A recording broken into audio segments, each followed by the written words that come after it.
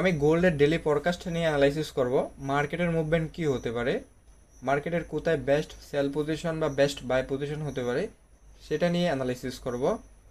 তো তার আগে আমি বলে নিই, ইউটিউব চ্যানেলে আপনারা সাবস্ক্রাইব করে নেবেন। এখানে গোল্ডের রেগুলার আপডেট দেওয়া হয়, এখানে প্রতিদিনের আপডেটটা এখানে পেয়ে যাবেন।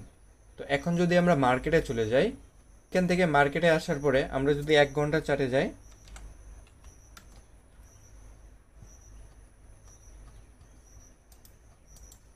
তো 1 ঘন্টা চার্টে আসার পরে এখান থেকে আমরা মার্কেটে একটা প্যারালাল চ্যানেল ড্র করে নেই।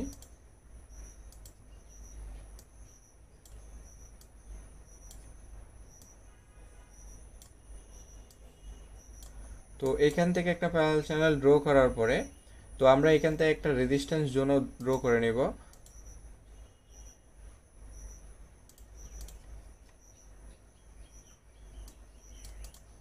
তো আমরা এখানে দেখতে পাচ্ছি যে মার্কেটে এখানে একটা সাপোর্ট নিয়ে দেন রেজিস্ট্যান্সে, আবার সাপোর্ট নিয়ে আবার রেজিস্ট্যান্সে, আবার সাপোর্ট নিয়ে আবার রেজিস্ট্যান্সে, দেন আবার মার্কেটটা এখান থেকে সাপোর্ট নিয়ে যখন আবার উপর রেজিস্ট্যান্সে যাবে, উপর থেকে ডাউন হওয়ার চান্সটা অনেক বেশি।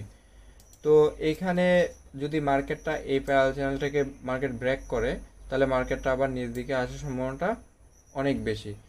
তো এখন যদি আমরা আর একটু ডিপলি অ্যানালাইসিস করি এখানে,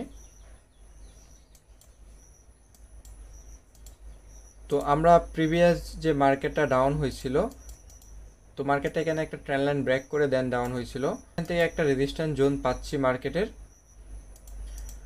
তো যদি মার্কেটটা উপরের দিকে এই রেজিস্ট্যান্স জোনটাকেও যদি মার্কেট ব্রেক করে, তাহলে উপরের রেজিস্ট্যান্স জোনটা পর্যন্ত যাইতে পারে।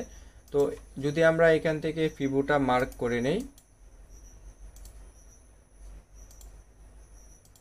তো এখান থেকে ফিবুটা মার্ক করার পর আমরা এখান থেকে হচ্ছে 50 লেভেল এবং হচ্ছে 61 লেভেলটা পাচ্ছি। যদি মার্কেটটা এখান থেকে উপরের দিকে এটাও ব্রেক করে উপরে যায়, তাহলে এখান থেকে প্রিভিয়াস 50 থেকে 61 লেভেলতে মার্কেটটা ডাউন হওয়ার অনেকটা চান্স আছে। তো মার্কেটে যদি এখান থেকে নিচ থেকে আবার যদি উপরের দিকে রিসেট দিয়ে উপরের দিকে যায় এই পজিশন থেকে, দেন তাহলে এখান থেকে একটা সেল পজিশন আসতে পারে, এখান থেকে মার্কেটটা আবার ডাউন হয়ে দেন আবার মার্কেটটা উপরের দিকে যাওয়ার সম্ভাবনা আছে।